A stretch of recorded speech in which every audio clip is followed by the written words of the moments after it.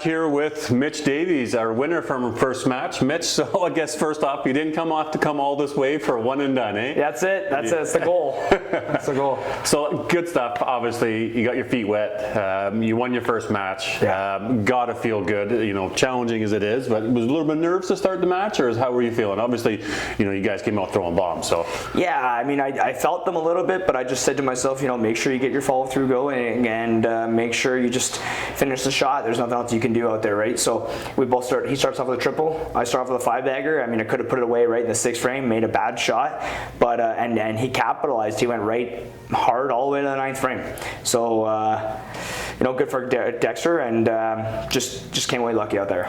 Now you said bad shot in 6. I mean, it was a head pin for the watchers out there. I mean, was there something that?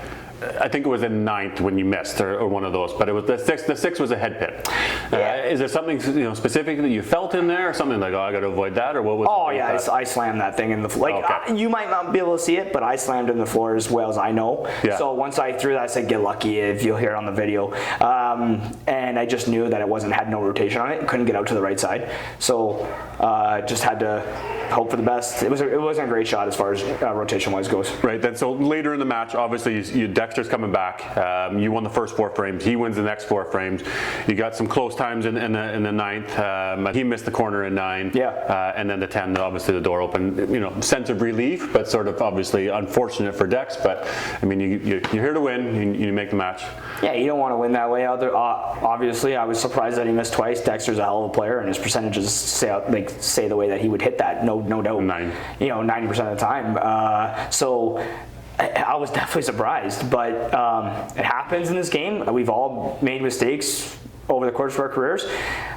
He'll come back from it as well, and he's a hell of a player. Yeah, well, and kudos on you for closing the door. Next match, we got Len Anseth. Yeah. You know, thoughts on playing Len? Have you played him here before in singles and matches, or what sort of the thoughts going in playing match? Yeah, I played Lenny. I played Lenny this year actually at the Regina Classic in the 16s. Lenny's a fast player. Like Lenny likes to just get up there, go, and make you have to play his game.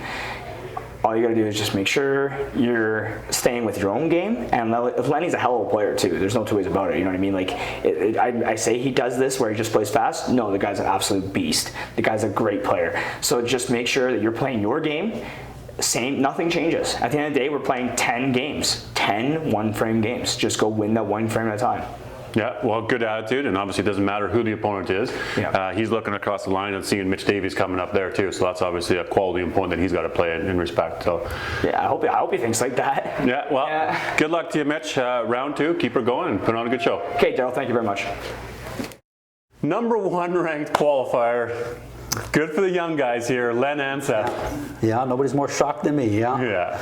Well, I mean, let's speak to that. Obviously, you're the veteran of the group out here, and you come in number 1 qualifier. You had an outstanding year, Len, winning the Regina Classic. It's got to feel good that you can continue this pace of play at, call it your age, if you will. Yeah, no, it certainly does, and I've never had a year until this one where it's just been like, this year has really been kind of one injury after another, and I was like, it's kind of dawned on me that if I do want to continue trying to compete at this level, I have to put more time in, not necessarily to the game and to practice, but to actually stretching and doing different things, you know, and whatnot. So yeah, I've started to realize that you just can't just go out there like you used to and just grab that ball and fire. So what was something that you did throughout the year? Obviously these nagging injuries, you obviously had a successful year. Is it just something that you put a little bit extra into, or what? How did you overcome those injuries? This is going to sound silly, but to be perfectly honest, what really happened is I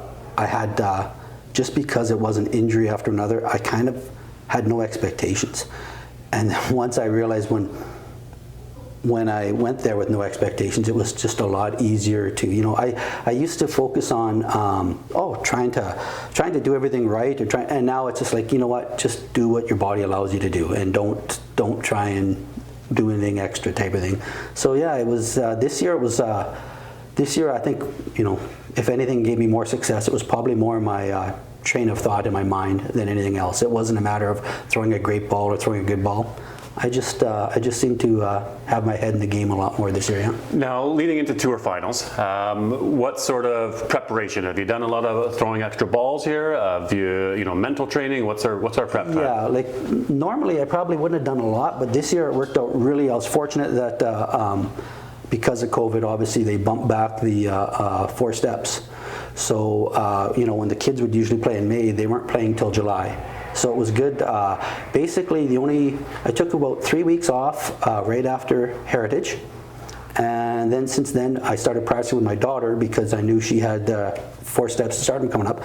And we'd go out and we'd play, and we'd go to the bowling alley 2-3 times a week, play 8 games each, play match play against each other, and I knew her format was going to be match play, so it was that. And then, we'd play one day, we'd be just playing match play and going for pinfall, and then the next day we'd be like, okay, let's try and do a pins game style, and let's go by frames and whatnot. So it really helped that she had something to practice for, and I did too. And yeah, man, she's developed into a great bowler. So it's not like I'm playing against her, and it's she's more than capable of beating me type of thing. Yeah. So yeah, it was good. Yeah. Well, it's fun to see you as a family out there playing and continuing that. Let's talk about your opponent. Obviously, Mitch Davies got through his first round match. Now you're playing Mitch. You played Mitch before. Obviously, plays a ton of tournaments. You're a guy that plays a lot of tournaments as well, a lot of reps. Any past experience playing against Mitch? Sort of, what's your expectations going into this match? I think I played Mitch 3 times in 3-game matches, and I think I've beat him all 3 of those.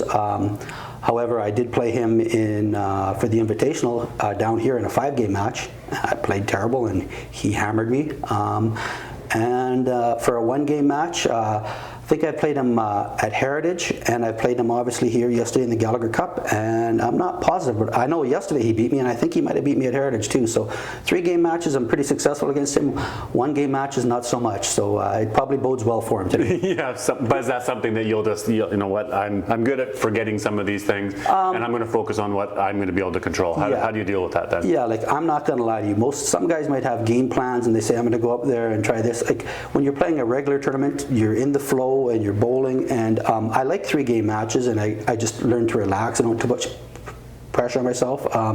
When I'm playing these 1-game matches, I think for myself, it's useless for me to even think about having a game plan and trying to hit a mark or execute. The nerves get to me. I literally just throw up prayers and hope they get answered.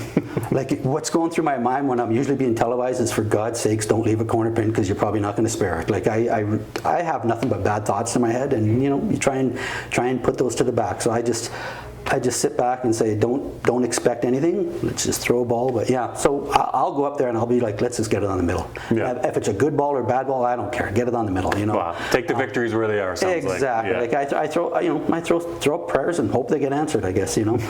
Well, we'll enjoy the show. Best of luck to you, Len. Like we said before, maybe your first winner coming out of Saskatchewan for the Tour Championship. We'll see. It'd be nice. Yeah. And #1 qualifier. Best of luck to you, Len. Thank you very much. All right, bud.